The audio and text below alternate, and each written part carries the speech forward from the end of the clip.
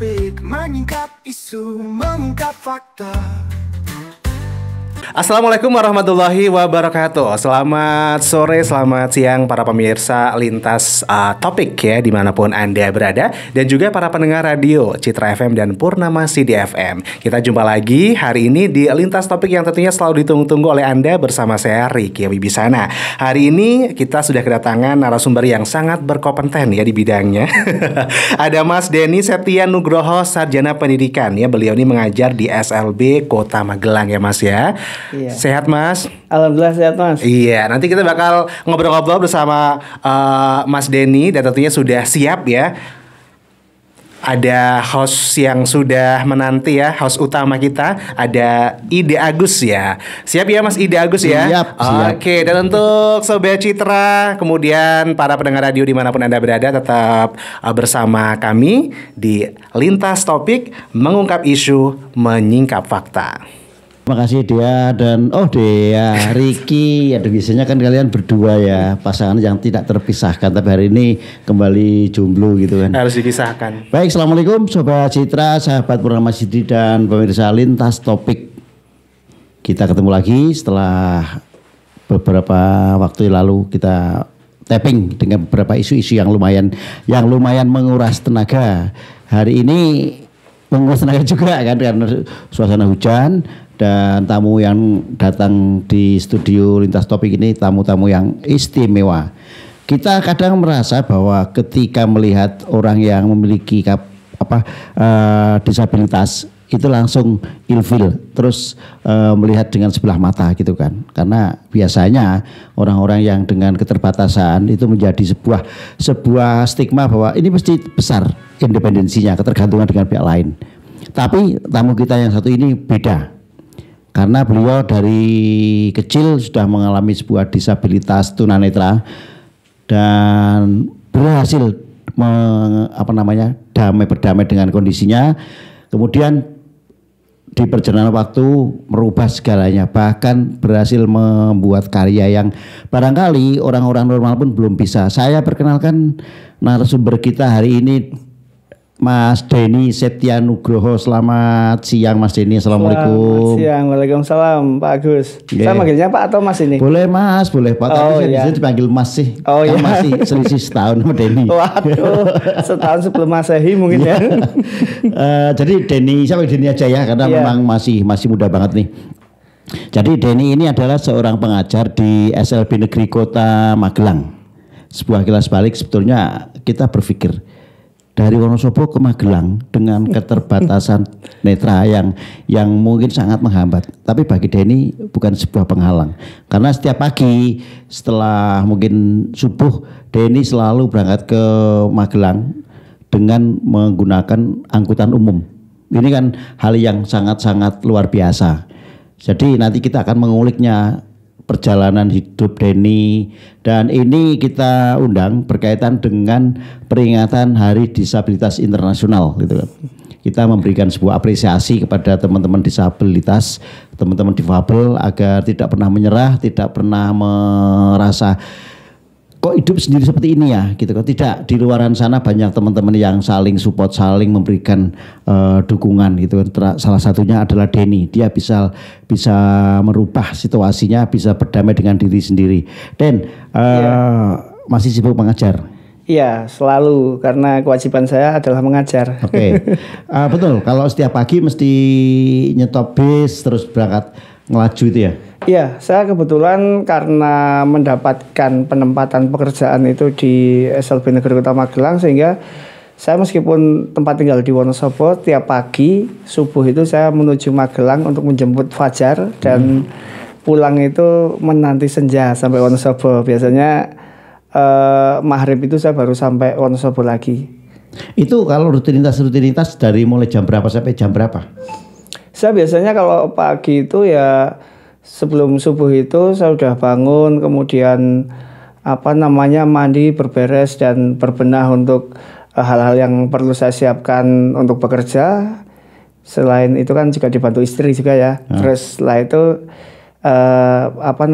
saya berangkat naik bis Wonosobo Magelang. Nah, nanti di Magelang saya sudah turun di tempat biasa dari bis itu di kawasan Kota Magelang Utara. Nah dari situ saya jalan ke sekolahan sekitar 500 meter lah kurang lebih. Nah sampai sekolahan biasanya saya masih bisa ada waktu untuk ya kadang ngopi-ngopi dulu atau sarapan dan mempersiapkan materi pembelajaran yang akan saya berikan pada siswa. Setelah itu baru kegiatan sekolah dari jam 7 sampai kalau jam kerjanya sampai jam setengah 4 sore. Oh gitu. Terus nanti pulang ke Wonosobo juga menggunakan bis? Iya, pulang ke Wonosobo saya menggunakan bis umum lagi. Jadi sekitar 2 jam lah rata-rata perjalanannya. Itu mulai kapan kebiasaan itu dilakukan? Kurang lebih hampir 4 tahun ini sih. Karena kan saya kebetulan tadinya stay di Jogja karena sekolah di sana. Kemudian sempat bekerja 2 tahun juga di sana. Lalu ketika ada pembukaan CPNS saya mencoba keberuntungan, alhamdulillah bisa lolos, saya dapat penempatan di Kota Magelang karena saya ikutnya kan Pemprov. Yeah. Nah kemudian awalnya saya sempat ngekos di Magelang, tapi kok saya ngekos di sana sama aja jarang saya gunakan kos saya. Kemudian saya lebih nyaman untuk warawiri, jadi ya akhirnya saya memilih untuk laju dari Wonosobo menuju Magelang.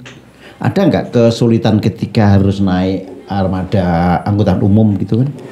Tentunya kesulitan ataupun tantangan itu pasti ada ya. Tapi kan bagaimana caranya saya harus bisa menyelesaikan tantangan-tantangan itu. Kayak misalnya ketika kalau naik bis umum itu kan nggak kayak kita naik bis patas ya. Ketika naik bis ekonomi itu kadang berhentinya yang tidak benar-benar presisi di depan tempat yang kita tuju, kadang agak geser dikit. Nah itu kan butuh intuisi juga untuk saya mengidentifikasi tempat yang saya gunakan untuk turun dan saya gunakan untuk naik di bis itu kan kayak gitu. Tapi kan kru misalnya bis sopir ataupun kernet kan sudah paham kan dengan Denny karena udah langganan mungkin tiap paginya. Iya, memang lebih banyak untuk kru bis itu sudah cukup tahu dan kenal dengan saya. Tapi kan juga terkadang bis itu kan ada istilahnya orang Jawa itu kan kocokan itu ya, jadi ada serep juga kan. Iya. Jadi kan ketika pas yang inti itu nggak berangkat, otomatis saya kan juga perlu adaptasi juga kan kayak gitu. Oh gitu.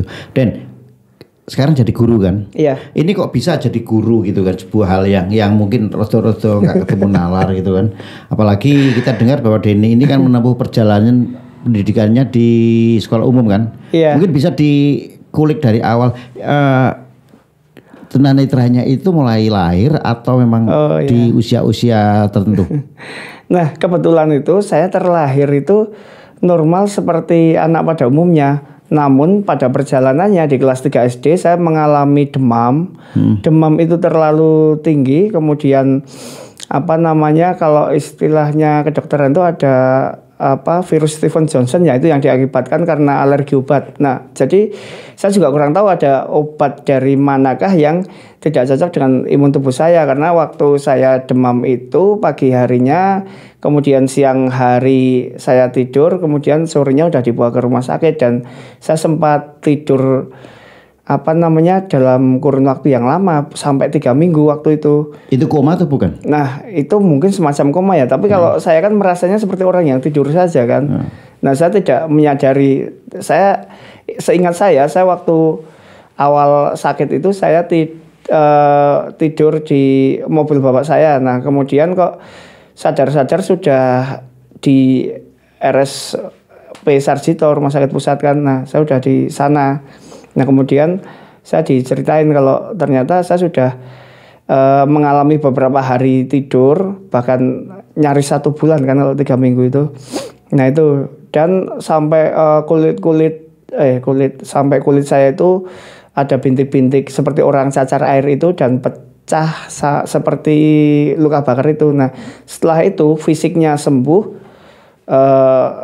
Semua organ tubuh berjalan seperti biasa lagi atau normal kembali, akan tetapi penglihatan saya yang kabur. Belum total blind. Iya, jadi awalnya itu saat saya siuman itu masih bisa melihat, tapi saya kok merasa kayak nggak sejernih dulu ya.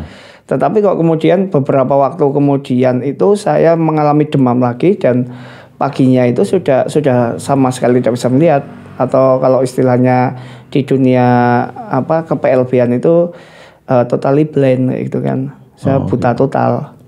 Nah, Den, tentunya perubahan status ya dari yang semula bisa melihat terus tiba-tiba aja total untuk apa istilahnya totally blind ya. Iya. Apa yang Denny rasakan saat itu? Yang jelas karena saya waktu itu masih anak-anak sedih kan. Kok bisa sih saya buta gitu kan. Buta kayak gitu kan, terus kenapa enggak orang lain saja, kenapa saya kan kayak gitu. Saya sempat marah sama Tuhan gitu kan. Kok saya diberikan seperti ini, kayak gitu. Tapi ya saya tidak bisa berbuat apa-apa. Tapi orang tua saya untungnya selalu mendukung, menyupport. Jadi saya diajak berobat kemana-mana. Dan kemudian yang paling penting adalah ketika orang tua saya itu tidak pernah malu punya anak yang memiliki hambatan penglihatan. Sehingga saya sangat bersyukur memiliki orang tua yang meskipun background pendidikannya bukan pendidikan tinggi, tapi orang tua saya sangat support dan bisa menerima keadaan saya dan tidak malu mensosialisasikan atau mengajak saya bersosial di masyarakat sekitar. Jadi itulah salah satu hal yang membuat saya kuat dan bisa bertahan kayak gitu. Artinya kan dukungan dari orang tua dengan kondisi Denny yang ada sekarang itu sangat berpengaruh ya. Iya, itu sangat berpengaruh dalam kehidupan saya. Orang tua dan keluarga saya itu sangat luar biasa menurut saya. Nah, setelah itu Den, kan sebelumnya kelas 3 SD. Iya. Itu di sekolah umum. Iya. Kemudian cerita selanjutnya gimana? Itu ada hal yang agak lucu juga. Jadi waktu saya mengalami kebutaan, sekitar 3 tahun pertama itu saya kan tidak bersekolah. Saya berhenti dari sekolah, kemudian saya hanya ada di rumah atau di tempat saudara atau berobat. Rutinitasnya hanya menuntun seperti itu. Nah, tapi suatu ketika saya diajak bermain ke tempat kakek saya, ibu saya yang ada di Purworejo. Nah, biasanya kan saya kalau liburan kan juga kadang ke sana, kemudian kalau sore diajak jalan-jalan. Nah, suatu ketika saya diajak jalan-jalan tapi di Sasarke ke asrama tunanetra. Nah, jadi saya sempat marah sama kakek saya, diajak ke asrama tunanetra padahal saya kan tidak mau sekolah karena menurut saya tunanetra itu udah nggak bisa lihat, sekolah buat apa, kan nggak bisa baca tulis. Nah, dari situlah saya dikenalkan dengan beberapa tunanetra, kemudian saya tahu aktivitasnya, lalu pulang dari situ sore hari kan saya ke sana, terus menjelang maghrib itu saya pulang, itu saya berpikir, oh berarti ketika mereka bisa beraktivitas seperti orang pada umumnya, tentunya saya bisa, kan saya gitu. Kemudian saya punya keinginan untuk sekolah lagi. Akhirnya Denny terus sekolah di Purworejo itu? Iya, saya sekolah di Purworejo 3 tahun waktu itu. Karena kan dulu pernah sampai kelas 3 SD. Saya terus lanjut kelas 4, 5, 6. Metode pembelajaran saat itu gimana, kan beda dengan sekolah yang sebelumnya? Iya, tentunya ketika di sekolah umum itu kan metodenya sangat beragam ya. Tapi kalau ketika di sekolah tunanetra itu lebih banyak auditori dan taktual. Jadi kita lebih memfungsikan pendengaran kita dan perabaan kita, sehingga yang tadinya saya lebih banyak melihat huruf-huruf dalam tulisan, saya harus mengganti visualisasi itu menjadi taktual. Jadi saya belajar huruf braille, menghafalkan huruf braille dan membaca menulis menggunakan perabaan. Kemudian saya mencoba mengidentifikasi sesuatu dengan sentuhan, dengan pendengaran, dengan indera pembau saya, kan kayak gitu. Itu butuh berapa lama waktu untuk adaptasi, bagaimana dari yang tadinya makhluk visual terus jadi makhluk auditori, terus bagaimana dengan yang tadinya huruf-huruf umum jadi braille, itu berapa lama? Itu sebenarnya karena saya waktu itu pengen banget saya bisa move on lah dari keadaan ini kayak gitu kan. Saya belajar braille itu alhamdulillah saya 1 minggu hafal huruf A sampai Z. Sesulit apapun sih Den? Sorry, saya potong. Sesulit apapun, apa sih huruf braille ini? Sebenarnya tuh sulitnya adalah ketika dalam persepsi saya huruf braille itu adalah mirip seperti huruf A yang jelaret gini, tapi dalam bentuk timbul. Tapi tidak, ternyata huruf braille itu bukan alih fungsi dari huruf visual menjadi huruf yang timbul, tapi ada kode-kode tertentu berbentuk titik-titik dan itu wujudnya timbul. Nah, sehingga itu menghafalkan kode-kode seperti itu membuat pusing di kepala waktu itu kan. Karena saya harus meraba, mengingat dan mengidentifikasi kan kayak gitu. Taruhlah gini, kasih contoh misalnya huruf A di huruf braille itu seperti apa? Nah, kebetulan huruf Braille itu kan saya katakan tadi ada simbolnya titik-titik. Nah, ketika A itu simbolnya ya titik 1, B12, C14, D145 dan seterusnya kayak gitu. Jadi semuanya itu berdasarkan kode titik itu. Oke, itu ketika kita huruf per huruf. Tapi ketika sudah dirangkai menjadi kata bahkan kalimat, pemahaman ke situ lama tuh Dan? Iya cukup lama karena kan perabaan kita sebagai orang yang tidak terbiasa menggunakan indera taktual kita itu tentunya akan menjadi adaptasi yang ekstra lah untuk bagaimana kita meraba-raba huruf-huruf seperti itu kan, sehingga dan Braille itu kan tidak ada fontnya. Kalau tulisan visual itu kan ada font yang diperbesar, diperkecil sampai berapa belas ya gitu kan. Nah, kalau Braille nggak ada standar segitu. Jadi sehingga ketika kalau di tulisan awas itu 1 lembar HVS, di Braille bisa sampai 2, 3 atau 4 lembar kayak gitu terkadang. Oh gitu. Nah, berarti ada waktu berapa tadi untuk bisa lebih memahami? Saya untuk menghafalkan 1 minggu, tetapi proses untuk saya benar-benar lancar itu ya sampai beberapa bulan itu saya benar-benar lancar membaca menulis menggunakan kertas. Oh gitu. Ada nggak Den saat mempelajari Braille, saat mencoba untuk berdamai dengan diri sendiri kayak gitu, rasa putus asa saat itu? Ada. Ya tadi yang saya ceritakan, saya itu sempat marah sama Tuhan. Nah itu ya saya. Enggak, waktu di Purworejo, bukan yang di rumah. Itu ada juga. Jadi kok rasa-rasanya sulit ya untuk saya harus mandiri. Saya kan itu di Purworejo tinggal di asrama, jadi pindah jauh dari orang tua ya. Nah, kemudian saya harus ngapa-ngapain sendiri, kemudian saya harus belajar ada namanya itu orientasi mobilitas. Orientasi mobilitas itu cara kita berjalan, cara kita mengidentifikasi sesuatu.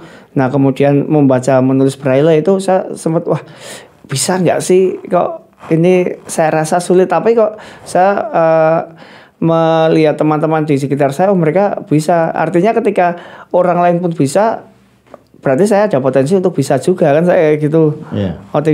Optimisme dalam hati saya kayak gitu, makanya saya harus semangat bisa mempelajari semua yang ada di sini kan, saya gitu. Selama 3 tahun di Purworejo tersebut berarti sudah langsung sudah semakin paham ya dengan metode yang selama ini harus dilakukan sebagai sebuah aktivitas harian. Iya, jadi dan saya katakan juga adalah di Purworejo itu sebagai titik di mana saya menyadari saya itu adalah manusia.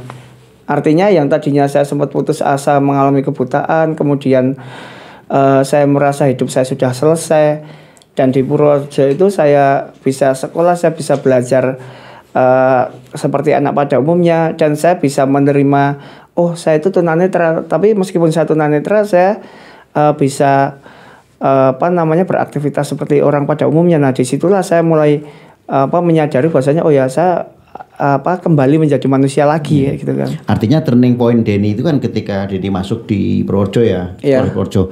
Kemudian di level SMP sendiri gimana? Kan juga sama.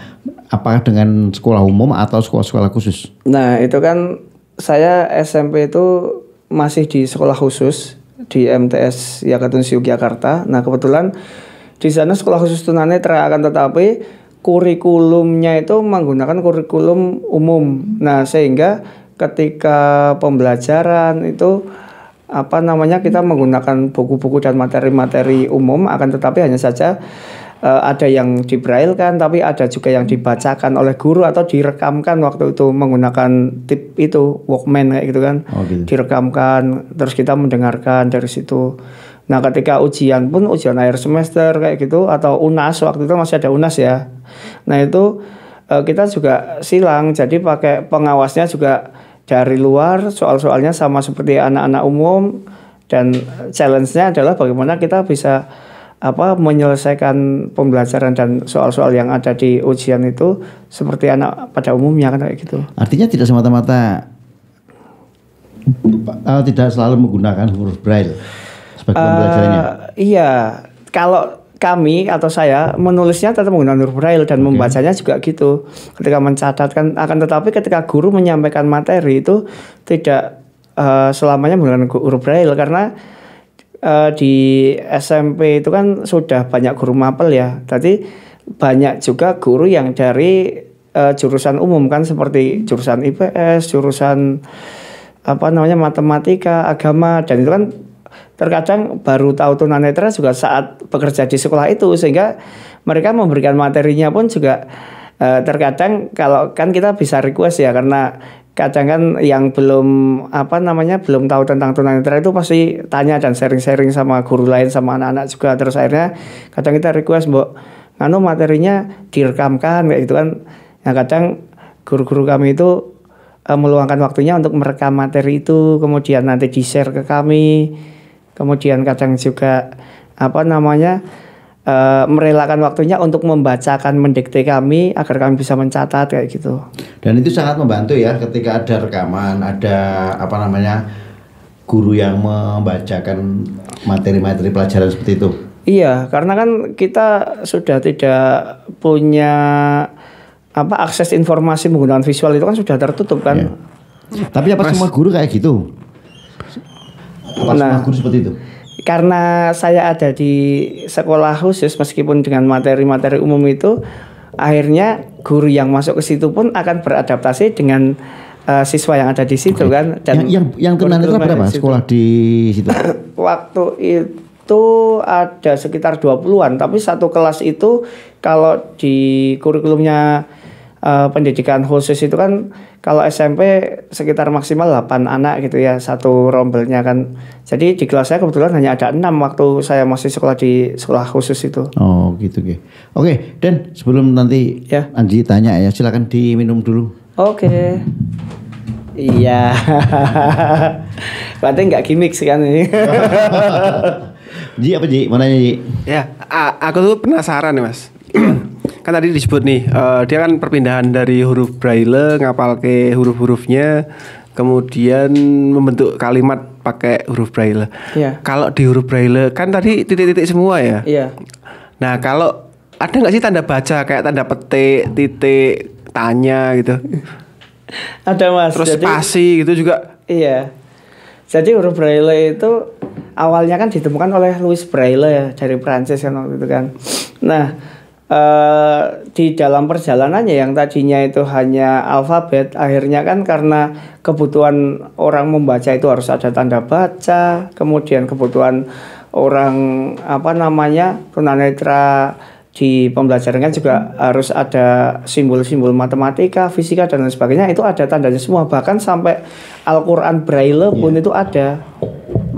Nah, sehingga nanti meskipun Braille itu ada 6 titik, nanti ada simbol-simbol tertentu yang memang mirip, antara misalnya kalau di huruf A itu kan titik 1. Nanti kalau di Al-Qur'an itu titik 1 akan menjadi alif. Kemudian nanti kalau di lambang fisika misalnya, nanti ketika sigma A kayak gitu akan terbaca sebagai apa kayak gitu kan.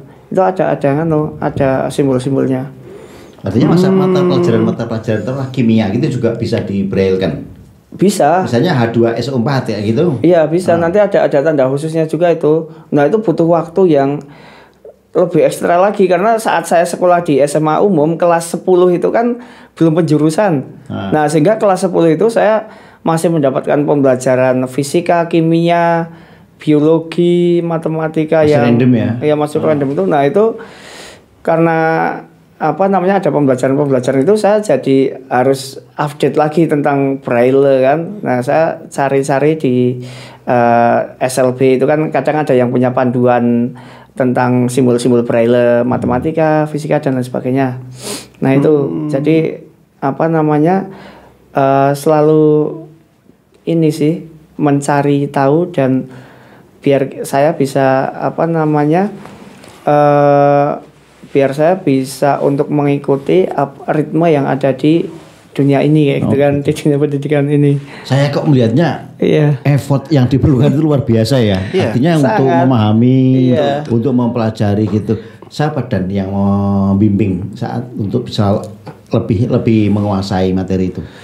Iya, tentunya guru-guru di sekolah saya, kemudian dari teman-teman juga dan diri sendiri, paling utama itu diri sendiri. Jadi ketika saya itu kebetulan waktu SMA itu kan saya sudah masuk ke sekolah umum ya. Yeah. Jadi satu kelas itu 35 orang, yang tunanetra cuma saya.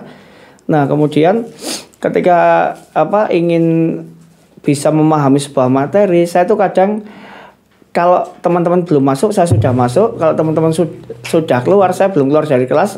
Untuk apa? Saya untuk lebih mencari informasi ke guru-guru yang ada di sekolah saya. Kalau enggak, saya minta tolong teman saya untuk membacakan kayak gitu.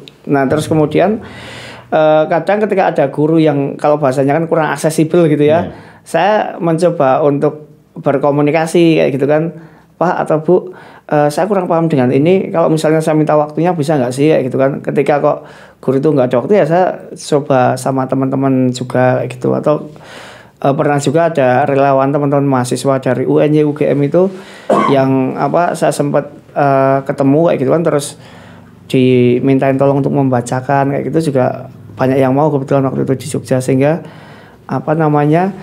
tentang hal-hal yang berkaitan dengan pembelajaran bisa terfasilitasi dengan cara kami ya gitu kan. Oh gitu. Ada nggak sih pengalaman-pengalaman yang mungkin barengan jadi pengalaman lucu gitu dan ketika sekolah dengan metode umum kan di situ yang menderita disabilitas cuma Denny. Iya, ini saya tidak menderita loh Mas Agus. Yang mengalami kedisabilitasan saya. Iya. Optimismenya luar biasa. Iya. Optimismenya luar biasa. Salut saya. Membentuk itu memang dari satu kalimat itu harus positif semua, Mas. Iya, karena kan kita harus punya pandangan yang optimis dan positif kan. Nah, kalau pengalaman lucu itu sebenarnya kadang juga banyak juga sih, kayak misalnya kadang ketika ini pergi bareng pas kadang kan kalau sekolah itu kan ada kayak pembelajaran indoor ataupun outdoor kan di luar kelas kayak gitu kan.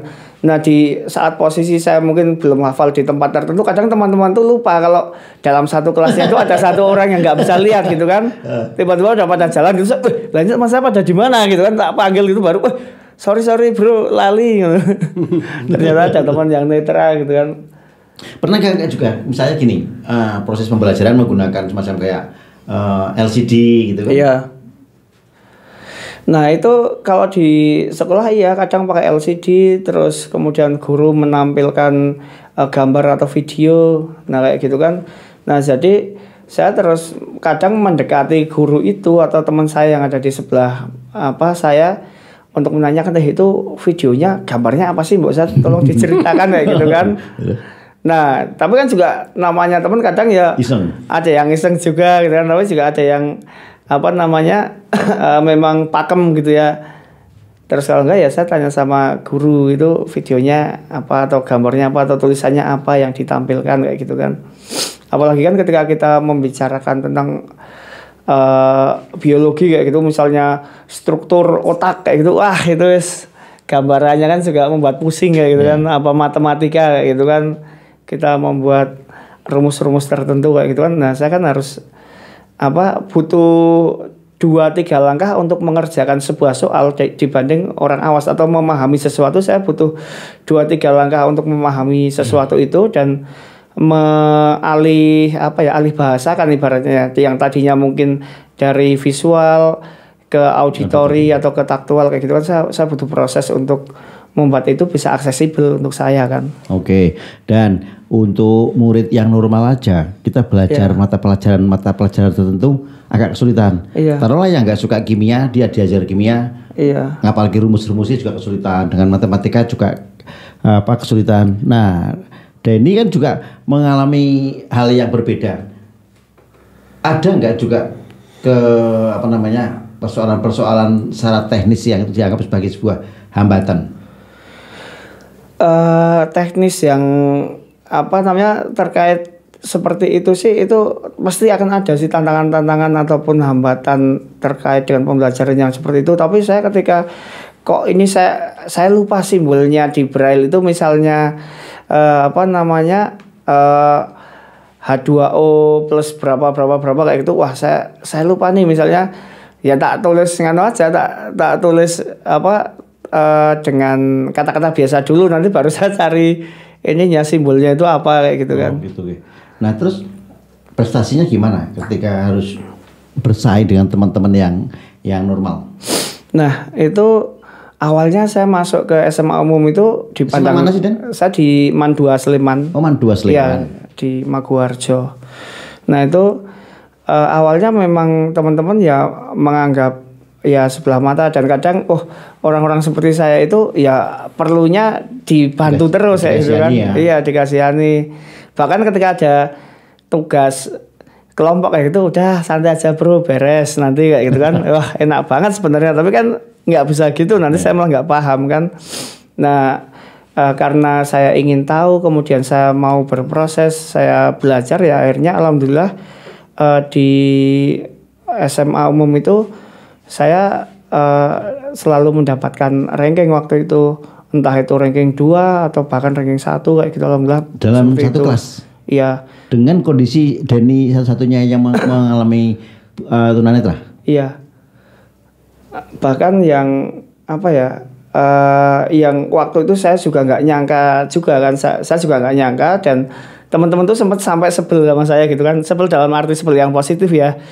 Jadi kan ketika UNAS itu kan biasanya sebelum UNAS pasti akan ada tryout kayak gitu kan. Yeah. Nah setiap tryout itu kan di ranking sama guru, yang lolos siapa aja, yang ranking 1 sampai 100, karena saya masuk jurusan IPS. Itu siapa aja kayak itu. Nah kebetulan kok saya 7 kali tryout itu di jurusan saya selalu dapat ranking 1 paralel kayak gitu kan. Nah itu teman-teman tuh terus ketika ada pengumuman, udah nggak usah dilihat baris satunya, lihat aja langsung bawahnya kayak gitu kan. Seperti gitu. Dan sampai UNASnya tuh alhamdulillah ya, yang saya yakini adalah karena mungkin Allah baik sama saya, dan saya mau berusaha, jadi saya dapat selesai dari SMA dengan husnul khotimah ibaratnya kayak gitu. Tapi hebat ya, artinya gini loh, bisa mendapatkan ranking, bisa gini, udah katut aja alhamdulillah toh. Iya. Tapi ini berhasil mengalahkan teman-teman yang normal gitu kan. Ada nggak menurut Denny itu aspek-aspek bahasa langit gitu kan? Saya selalu meyakini bahwasanya ketika seseorang itu menginginkan sesuatu, perlu beberapa hal yang dilakukan. Yang pertama kita perlu niat, kemudian setelah kita niat itu kita perlu ikhtiar, setelah ikhtiar kita perlu berdoa, dan ketika kita sudah melakukan 3 hal ini kita tinggal tawakal kan. Nah proses itu saya coba lakukan terus, dan alhamdulillah di kelas 12 SMA itu, yaitu saya katakan saya bisa selesai dengan husnul khotimah itu. Alhamdulillah saya juga tidak menyangka kok bisa saya malah memecahkan rekor, bahkan di jurusan IPS saya ranking 1 paralel kayak gitu kan. Itu baru pertama kali di yang Man 2 Sleman. Sebenarnya enggak, kebetulan pernah ada kakak tingkat saya yang tunanetra juga, memang pintar orangnya, lebih pintar dari saya, yang jelas kayak gitu. Nah itu juga pernah dapat nilai paralel gitu kan, tapi tidak setiap tahun itu ada tunanetra, dan tidak setiap tahun ada yang bisa tembus kayak gitu kan. Nah tapi kok kebetulan saya dapat rezeki seperti itu juga. Dan kalau sekarang malah setiap angkatan di Man 2 Sleman itu mesti ada siswa disabilitas ya, karena sudah benar-benar mendeklarasikan sebagai sekolah inklusi kan kayak gitu. Bahkan dari dulu saya belum masuk ke sana juga sudah pernah atau sudah cukup sering menerima siswa tunanetra kayak gitu kan. Ini kok maksudnya ke sekolah umum waktu itu, kenapa ke sekolah khusus kayak di SMP dulu? Karena ini Mas Agus, saya kan tentunya setiap orang hidup itu kan butuh berkembang ya. Jadi ketika kok saya di SLB terus atau di sekolah khusus terus, itu saya rasa nanti saya ketika turun atau masuk ke dunia umum itu saya akan kaget kayak gitu kan. Nah jadi saya coba untuk memberanikan diri bersekolah di sekolah umum, sekolah inklusi, agar harapannya saya juga bisa beradaptasi dengan orang yang non disabilitas, dengan pertemanannya, sistem pembelajarannya, kemudian hal-hal yang lain lah kayak gitu. Oke. Itu tadi kita udah bicara dari mulai SD, SMP, SMA ya, apalagi SMA prestasinya kan luar biasa untuk ukuran Denny dengan keterbatasan yang dimiliki. Kemudian di kuliahnya sendiri gimana, Dan? Nah, ini kuliah ini saya kan kebetulan sesungguhnya itu awalnya saya pengen kuliah itu di sastra Indonesia atau di sosial. Pokoknya yang kaitannya seni, sastra atau sosial kayak gitu kan. Karena emang suka bidang-bidang itu ya? Iya, saya lebih karena saya juga SMP SMA itu kan juga cukup sering terlibat di kegiatan seni juga kan. Nah, sehingga saya pengennya kayak gitu, tapi kok saya melihat realita di negara kita waktu itu kan itu tidak ada undang-undang yang benar-benar menjamin hak dan kehormatan bagi penyandang disabilitas waktu itu kan. Nah, saya berpikiran ketika saya kuliah itu saya pengen setelah kuliah kan ijazah saya bisa terpakai ya, tidak saya saya memiliki status sarjana tapi nganggur kayak gitu kan. Nah, itu saya mencoba identifikasi kebetulan kok waktu itu lebih banyak teman-teman disabilitas tuh yang bisa bekerja sesuai dengan ijazahnya tuh di sektor pendidikan kayak gitu kan. Nah, akhirnya yang tadinya saya kepengennya ke sastra, ke seni kayak gitu, akhirnya saya mengalahkan ego saya, mengalahkan idealisme saya untuk menuju yang realistis kayak gitu kan. Nah, masuk di mana? Saya ambil PLB UNY. Di UNY? Iya. Nah, terus setelah saya masuk kok tahun 2016 ada pengesahan Undang-Undang Nomor 8 tahun 2016 tentang disabilitas itu kan. Wah, ini tapi ya semua pilihan itu kan sudah tidak menurut saya ya hal yang saya pilih ya berarti ini yang harus terbaik, yang terbaik dan yang harus saya lakukan sampai akhir nanti ya gitu kan. Di kuliah pun sama juga kan metodenya metode umum.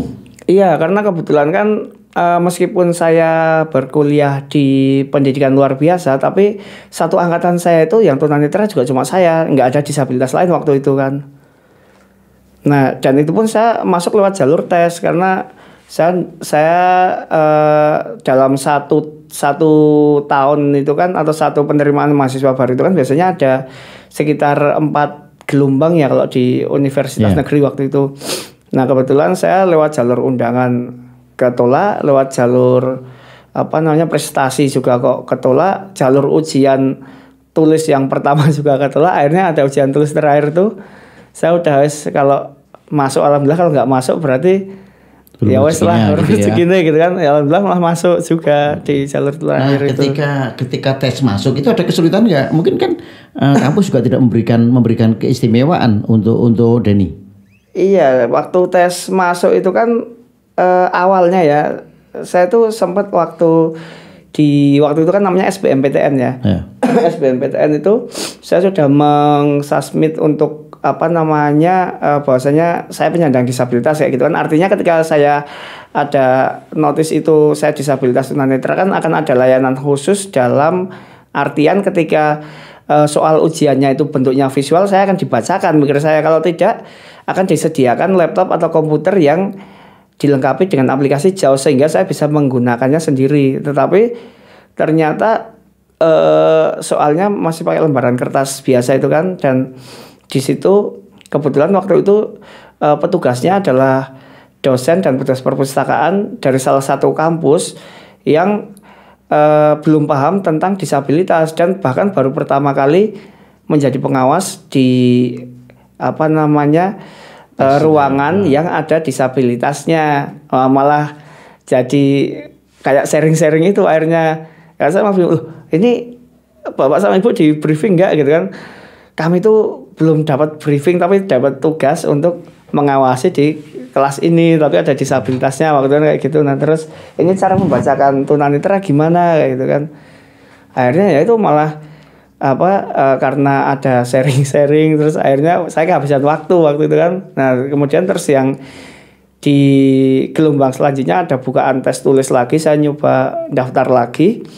Kebetulan saya dapat dosen PLB sama dosen IPA yang menjadi pengawas. Nah, waktu itu yang dosen IPA itu karena partnernya adalah dosen PLB sudah tahu dengan penyandang disabilitas. Oh, ini karena tunanetra harus dibacakan. Nah, nanti yang matematika bacakannya seperti ini kayak gitu kan. Itu saya alhamdulillah bisa menyelesaikan soal dengan baik, bahkan waktunya masih ada sisa 10 menitan lah waktu itu. Dan itu malah lolos. Ketika menjalani masa perkuliahan itu aktivitas-aktivitas lain apa Den yang dilakukan? Saya ya layaknya mahasiswa sih, jadi kuliah, kemudian berorganisasi, Ngopi-ngopi bareng itu. ngopi-ngopi juga, nongkrong-nongkrong sama teman. Tapi saya punya prinsip ketika saya kuliah dan saya main-main atau refreshing pun nggak masalah. Yang penting saya harus bertanggung jawab dengan tanggung jawab akademik saya kayak gitu kan, karena kan saya beasiswa dari orang tua kan, jadi kasihan juga kalau orang tua. Parent Foundation kan. Berapa lama S1 itu ditempuh? Saya alhamdulillah tuh 3 tahun 10 bulan. Jadi saya masuk di akhir Agustus, saya selesai di Juni 2019. Jadi masuk 2015, keluar 2019. Selama masuk kuliah itu sudah mulai mengenal aplikasi-aplikasi untuk tunanetra belum? Sudah, karena saya dari SLB, kemudian di asrama yang basisnya tunanetra, kemudian di sana sudah banyak yang menggunakan aplikasi pembaca layar. Kemudian kakak-kakak kelas saya kan juga sudah ada yang kuliah kan. Nah, jadi saya belajar sama mereka juga bagaimana menggunakan laptop, menggunakan komputer dan HP bicara kayak gitu kan. Itu aplikasi yang dipakai apa? Taruhlah gini, ketika Denny mendapatkan tugas kuliah, iya. Dia kan Denny kan harus familiar kan dengan laptop maupun PC gitu. Aplikasi apa sih, Den? Ya, kalau yang di laptop itu namanya JAWS atau NVDA juga ada. Nah, itu nama aplikasinya. Itu tapi gimana sistemnya? Nah, fungsinya atau sistemnya itu semua tulisan yang ada di layar itu sebagian besar akan terbacakan oleh aplikasi itu. Jadi nanti ketika di layar itu ada tulisan di Microsoft Word, selamat pagi, hari ini jadwalnya adalah mata kuliah fisioterapi kayak gitu. Nah, itu akan terbaca seperti itu. Tapi karena aplikasinya ada aplikasi yang namanya Eloquent atau JAWS itu dari luar negeri dan NVIDIA itu juga dari luar negeri, itu jadi suaranya hampir kayak robot. Kalau telinga kita nggak familiar itu, kita nggak akan tahu ini bunyi apa kayak gitu kan. Dan bahkan kadang tuh kalau di kuliah itu dosen saya, karena kalau kuliah kan nggak serta merta semua dosen itu dari jurusan saya kan, tapi juga kadang ada mata kuliah umum gitu juga kan.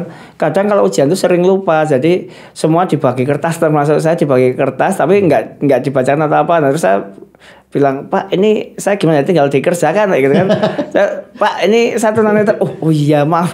Terus ini teman yang sebelahnya mau membacakan atau saya yang bacakan kayak gitu kadang. Tapi kalau dosen yang sudah paham, jadi kadang sudah langsung memberikan saya itu bentuk soft file. Jadi saya tinggal ngopi di laptop saya mengerjakan di situ kan kayak gitu. Artinya kan adanya bantuan-bantuan dari teknologi itu juga sangat membantu ya. Iya. Capaian yang dialami oleh Denny. Iya, karena adanya teknologi dan kita juga bisa menjadi pengguna dari teknologi itu sangat membantu, sehingga saya bisa menyelesaikan skripsi dengan mandiri juga kan. Tidak, ya meskipun kalau masalah editing kayak gitu kan, kita pasti butuh orang awas untuk membantu mengeditkan, karena terkadang yang sudah kita baca secara runtut di aplikasi itu kan kadang secara tampilan awas kan kurang menjorok ke kanan dikit atau kurang apa dikit gitu kan, kurang rapi kadang kan. Nah, itu iya layoutnya. Nah, jadi perlu bantuan orang awas. Dan juga ketika saya ingin membaca buku-buku itu kan, kalau sekarang kan sudah banyak e-book ya, terus kemudian kan kalau nggak ada teknologi scan ya, kita scan, kita format menjadi PDF, kemudian kita baca itu kan bisa. Nah, itu kan kalau kadang di perpustakaan kampus itu kan juga ada buku-buku yang tidak bisa dibawa pulang, jadi saya perlu teman juga untuk membacakan kan kayak gitu. Oh, gitu. Artinya kan saling support sebetulnya. Iya. Ketika Denny belum menguasai betul, ada teman baik teknologi maupun bantuan secara fisik ya dari teman-teman kuliah itu ya. Iya. Iya. Mau nanya apa? Iya, kalau nggak salah tuh dulu Mas Denny ini pendengar setia radio loh. Iya. Ya, ini paling diingat gitu Mas Denny ketika jadi pendengar radio, apa sih, bisa di-share mungkin ke teman-teman? Ya, jadi kalau dunianya tunanetra itu kan lebih ke auditori ya, sehingga ketika waktu itu di dalam masa sepi saya, maksudnya masa sepi itu masa kelam ya Mas ya? Iya, masa kelam. Jadi awal saya tunanetra itu kan awal masuk ke masa kegelapan gitu kan. Iya. Saya ya lebih sering mendengarkan radio. Jadi acara-acara yang saya dengarkan ya ya tentang lagu-lagu, saya lebih suka lagu-lagu ya kayak lagu pop, lagu dangdut pun saya suka gitu kan. Kemudian sandiwara radio, berita kayak gitu, nah, saya bisa mendengarkan informasi dari situ kayak gitu. Sementara TV kan sudah nggak mungkin ya. Iya, TV pun audionya kan bisa didengarkan. Cuma audionya ya. Iya, tapi gitu. kan terkadang kan kalau di televisi itu kan ada scene tertentu yang cuma ada backsoundnya, iya kan? Jadi gitu. saya nggak tahunya adegannya sedang apa, makanya saya kadang tanya sama orang kan, ini lagi ngapain kayak gitu kan? Iya gitu ya. Dan paling suka acara apa sih Mas Denny dulu? Suka apa ya? Dengerin Citra FM juga dulu pastinya. Citra FM saya juga sering dengerin juga loh kalau Iya, dangdut ya. malam tuh ada tuh dulu tuh kalau anak muda itu kan malam itu yang acara saya lupa Cakis nama ya? acaranya ya Cakis Catatan catatan kisah, kisah ya. ya itu kan juga ada itu asik juga didengarkan juga kadang tuh ada itu loh, yang apa TP itu tebar pesona gitu kan. Oh iya, dulu ikut gak Mas ya? Saya nggak ikut cuma dengerin gitu kan karena saya masih merasa masih apa ya masih kecil rasanya. Saya cuma dengerin aja gitu. Iya, gitu ya Mas ya, luar biasa. Nah, Don, aktivitas apa sih yang paling disenangi? Olahraga seneng nggak? Cukup senang, tapi saya tadinya juga atlet Mas. Atlet apa? Saya golball. Golball itu waktu tapi sudah tunanetra. Sudah, kalau golball itu olahraga khusus tunanetra tapi sudah internasional itu. Dan apa namanya? Karena saya tinggal di Jogja, saya waktu itu ikutnya ya tim Jogja kayak gitu kan. Saya kok pernah dengar katanya Denny pernah nonton bola di stadion, itu gimana dan ceritanya? Nah, itu kan juga karena saya dari waktu melihat itu kan suka bola juga kan, waktu itu kan Serie A lagi gencar-gencarnya kan. Nah, itu kan setelah saya tunanetra itu saya rasa kayaknya kok tunanetra udah nggak mungkin ya menikmati bola gitu kan. Tapi kok ternyata saya di asrama tuh ada beberapa teman yang juga suka bola gitu kan, terus mereka bisa menikmati dari apa sih? Oh, dari radio itu kadang ada yang siaran yang radio ya kan lewat itu, kalau enggak di televisi yang reporternya Indonesia kan sangat bisa dicerna kadang itu kan. Nah, itu dari situlah apa namanya kegemaran di sepak bola mulai tumbuh lagi. Terus kadang tuh futsal juga kami tunanetra di Jogja itu waktu itu. Main futsal. Iya, main futsal, main terus bola bolanya juga. Gimana? Pakai Jadi kelintingan. bolanya ada suaranya, ada loncengnya. Jadi kerincing kayak gitu. Jadi saya sering dulu nyewa lapangan futsal kayak gitu sama teman-teman. Bahkan ada turnamen juga. Sempat saya dapat apa namanya Piala Gubernur Jateng juga itu futsal tunanetra se-Jawa Tengah itu juga sempat. Nah, itu juga apa? Selain itu karena saya dulu tinggalnya di Sleman, dekat markasnya PSS kan. Nah, saya sering ke stadion itu sama teman-teman kan kayak gitu. Nah, bagaimana saya menikmatinya ya? Saya di stadion itu selain ikut koreo atau nyanyi bareng sama teman-teman itu juga teman yang ada di sebelah saya itu biasanya menerjemahkan. Iya, ini siapa Mbak Bola. Terus umpan ke sini, kita keserang kayak gitu. Atau beberapa kali juga timnas kan sempat main di Maguwo kan. Nah, itu saya selalu datang itu. Tapi Denny bisa dong menikmati kayak gitu. Menikmati bisa, alhamdulillah, karena ya ada bantuan teman juga yang jadi belibet saya itu ya. Iya, ada teman yang menjelaskan lewat verbal dari visual itu kan kayak gitu.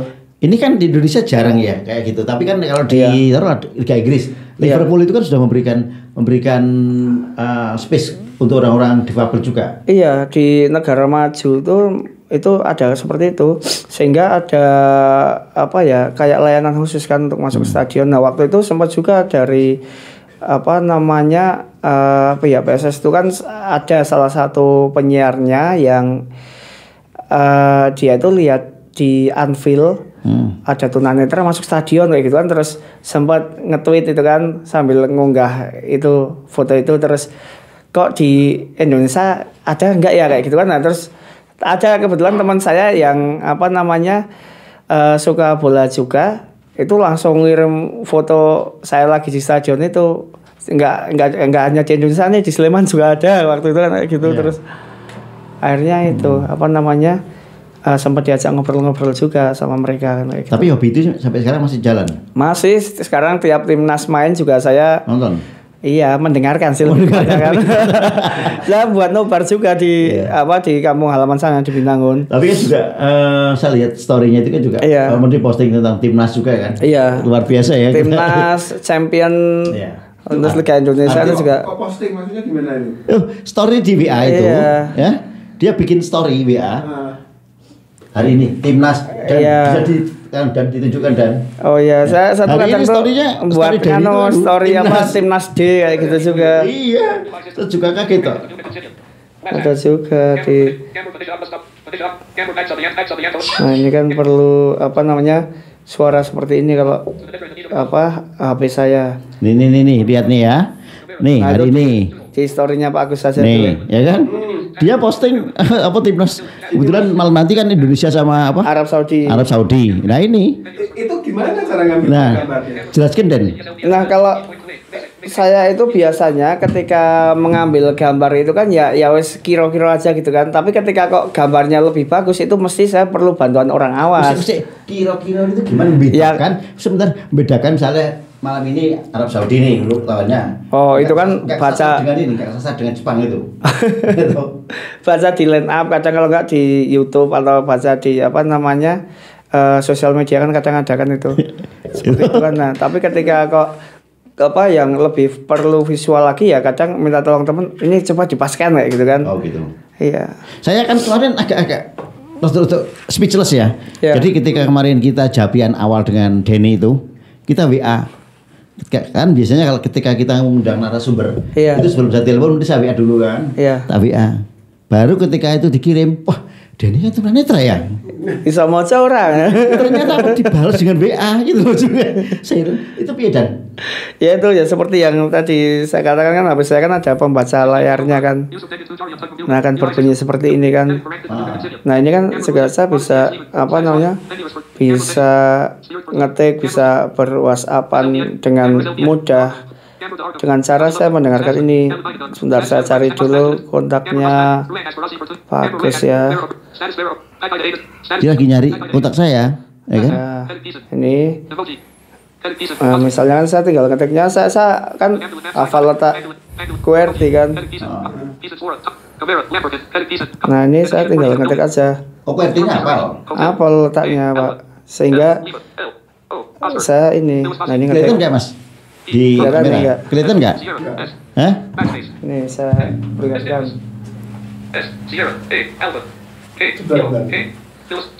nah ini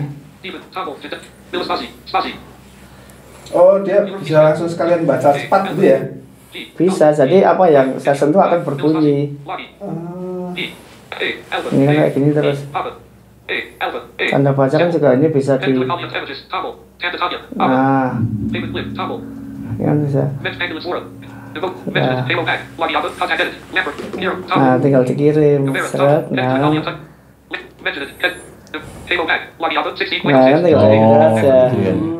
Nah itu berarti ada di aplikasi HP-nya Mas Denny sendiri atau itu dibikin apa ya kayak dibikin dulu gitu loh Mas?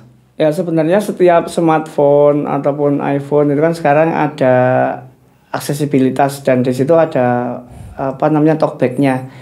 Nah kita tinggal aktifkan itu nanti akan apa namanya bisa berbunyi HP kita. Hanya saja ketika nanti kan kita kadang perlu yang seperti apa sih untuk aplikasi yang sesuai dengan kita. Nah kita tinggal nambah install aplikasi tambahan. Oh, Berarti gitu. Untuk aplikasi tambahan ya Mas? Iya. untuk komunikasi kan sudah tidak jadi sebuah kendala ya. Tapi saya lebih kaget lagi ya kalau misalnya oke kayak gitu kan HP, laptop, apapun PC itu kan sudah disertai dengan aplikasi yang memang sudah umum dilakukan. Tapi sisi lain Denny ini adalah seorang novelis. Bayangkan tanpa memiliki kemampuan untuk melihat, ternyata Denny sudah menerbitkan sudah menerbitkan 2 novel dan salah satunya ada kata pengantar dari Gulagong. Kita tahu kan Gulagong itu juga novelis top Indonesia dan juga sebagai duta baca ya. Iya sekarang duta baca pengganti. Dan ini ada di depan saya salah satu karyanya yang ini terbaru Den.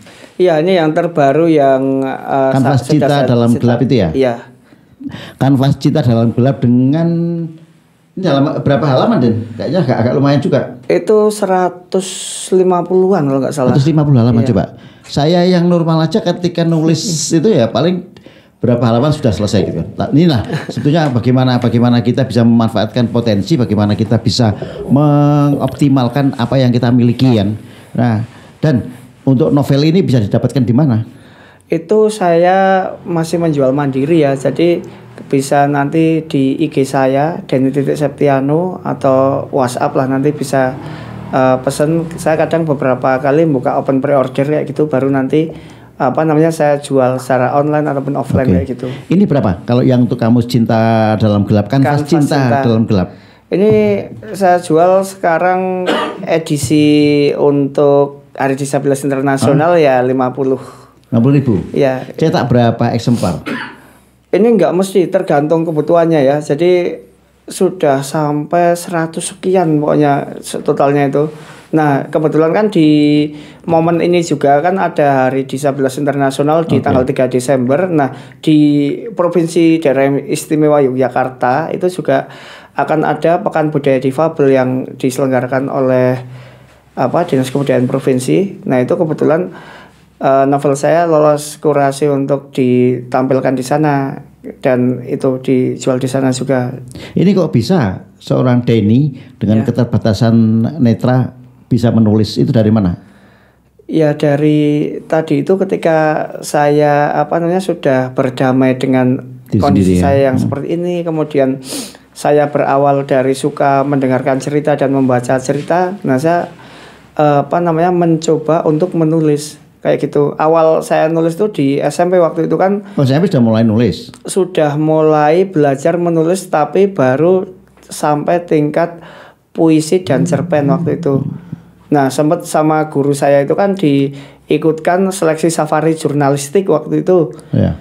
Nah, alhamdulillah lolos, saya ikut safari jurnalistik 3 hari bareng sama anak-anak SMP lain. Jadi yang tunanetra itu kebetulan ada 3 teman saya satu kelas itu ada 1 dan kakak kelas ada. Mereka kebetulan waktu itu juga nulis cerpen. Nah bareng sama saya ikut itu. Nah dari situlah saya merasa berarti saya juga ada potensi juga ya untuk menulis. Dan menulis juga menurut saya juga sebagai sarana refreshing sih. Terkadang di padatnya kegiatan ataupun di padatnya aktivitas yang kadang monoton itu, saya mengalihkan semua itu di menulis ya gitu. Oke, dan kalau lihat namanya, judulnya Kanvas Cinta Dalam Gelap, ini semacam kayak refleksi dari yang Denny alami saat ini, itu gimana? Itu sebenarnya menceritakan tentang seorang anak yang pada saat itu dia tiba-tiba mengalami kebutaan, kemudian sampai di titik dia putus asa dan dia bisa kembali ke sekolah. Itu kayak kisahnya Denny dong? Ya itu nanti bisa dibaca aja di situ. Ada berapa novel yang sudah berhasil ditulis? Kalau yang diterbitkan ber-ISBN itu ada 2 novel. Terus yang saya terbitkan dalam bentuk braille itu ada 1 antologi cerpen. Kemudian bukan dong antologi? Oh, kumpulan cerpen. Iya. Jadi itu kumpulan cerpen saya yang saya gabungkan menjadi sebuah buku. Kemudian puisi ada juga, dan yang belum sempat dicetak juga masih ada, itu menumpuk. Tema yang paling disuka dari Denny untuk nulis apa? Saya itu lebih, kalau menulis itu lebih ke kayak roman. Kemudian kalau nggak roman ya yang kaitannya dengan motivasi, semangat kayak gitu kan. Romantis juga ya Denny? Iya, dikit-dikit mas. Satu buku ini bisa selesai berapa lama? Ini kebetulan waktu itu moodnya lagi baik ya, jadi 2 bulan yang ini ya. Sekitar 2 bulan saya selesai. Moodnya lagi baik ya, tapi kan kayak gitu kadang moody kan. Kalau masalah menulis karya, ada juga tuh yang saya tulis sejak SMA sampai sekarang belum tuntas tuh, ada 1 cerita. Itu kayak niat atau enggak kalau sampai SMA belum selesai? Karena ada beberapa hal yang saya rasa belum cukup berani untuk dituangkan ke situ kayak gitu kan. Spill dikit dong, tentang apa? Itu ya tentang perjalanan seorang manusia. Ya itu belum menyakup asmaranya, tapi kan terkadang ketika kita menulis itu kan meskipun itu mungkin fiktif, tapi kan sebisa mungkin setting dan perintilan-perintilan di dalamnya itu kan ya logis untuk dibaca, dan memang tidak begitu melulu fantasi atau mengarang banget ya gitu kan. Oh gitu. Kalau menurut saya kayak gitu. Terus ini Den, selain buku, saya kok pernah mendengar katanya Denny pernah ikut semacam kayak lomba-lomba pencari bakat gitu ya di TV. Iya, kemarin kebetulan itu di bulan April itu kan ada seleksi panggung talenta. Waktu itu di mana itu? Di Metro TV yang mengadakan Lions Club bekerja sama dengan Metro TV dan sponsor yang lainnya saya kurang hafal. Kalau saya hafal nanti saya ikut dalam panitia.